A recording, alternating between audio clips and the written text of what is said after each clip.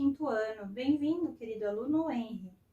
Na nossa aula de hoje, de História, vamos aprender sobre os africanos, a escravidão e o comércio de escravos. Vamos ao nosso vídeo.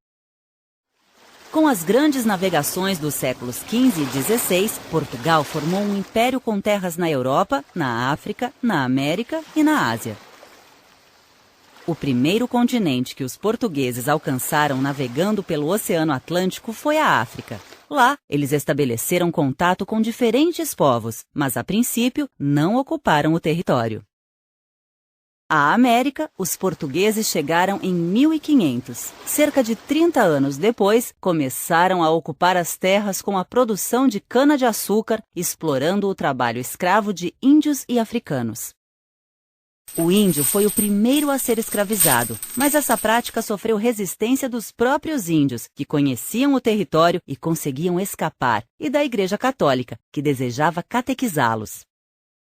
A opção foi trazer trabalhadores da África, onde a escravidão existia havia longo tempo. O principal motivo por trás dessa decisão provavelmente foi o lucro que o tráfico de escravos gerava para os comerciantes europeus.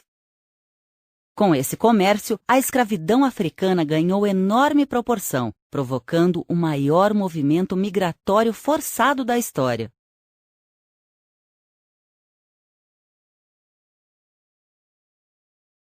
No início, os próprios europeus capturavam os cativos. Mais tarde, eles passaram a obter escravos dos chefes africanos, oferecendo em troca produtos como tabaco, cachaça e armas.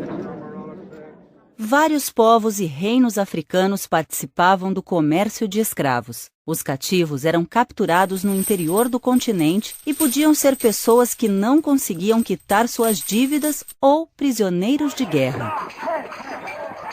Em geral, os traficantes de escravos eram africanos, portugueses e luso-brasileiros. Ao governo português, cabia garantir o negócio e lucrar com a cobrança de taxas e impostos.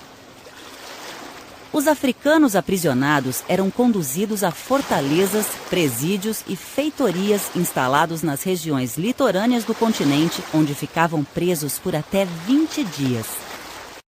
A viagem pelo Atlântico acontecia nos chamados navios negreiros, onde os cativos permaneciam acorrentados. Muitos morriam por causa das doenças e das difíceis condições da viagem, como a falta de alimentos e de instalações sanitárias.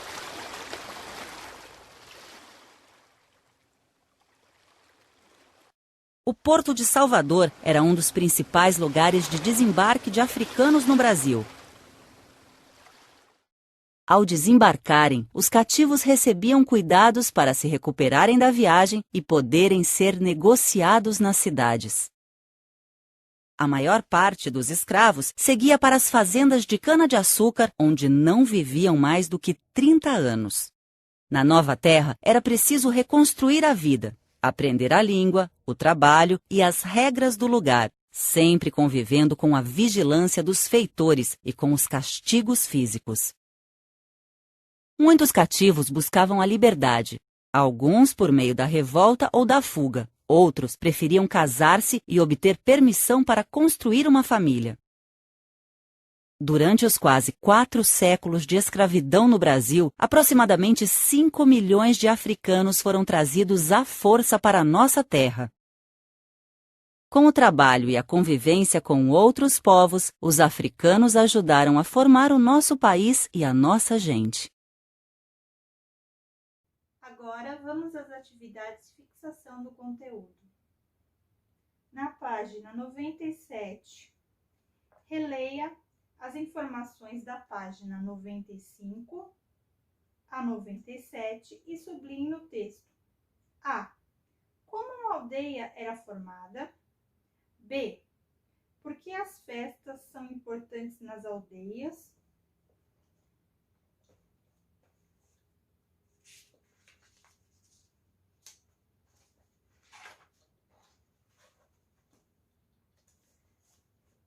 Página 99.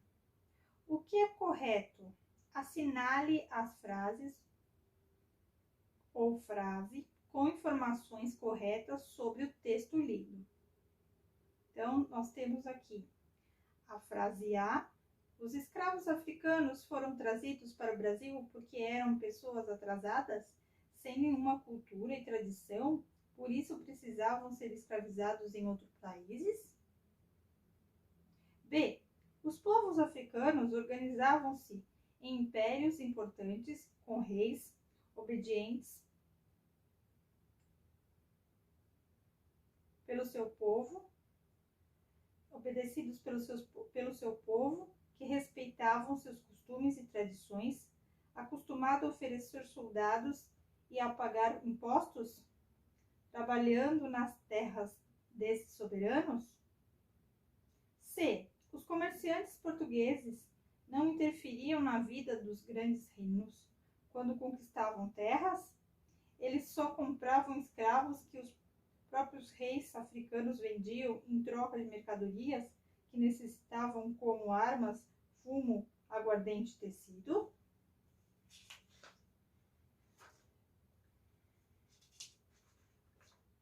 Agora na página 104. Pesquise sobre a vida de um escravo africano, desde o transporte para o Brasil até ser instalado em uma fazenda de produção de açúcar. Siga o roteiro abaixo. A viagem nos navios negreiros. B. A chegada à alfândega do Brasil. C. Mercado de escravos. D. Transporte para uma fazenda. E E. Vida na fazenda. Okay? Essa etapa, esse é o roteiro da sua pesquisa, que você vai escrever a respeito disso no caderno de história. Número 2, página 105. O autor das gravuras das páginas anteriores é o alemão John Mortex Regenuges, que esteve no Brasil entre 1821 e 1825. Assinale a resposta correta. A.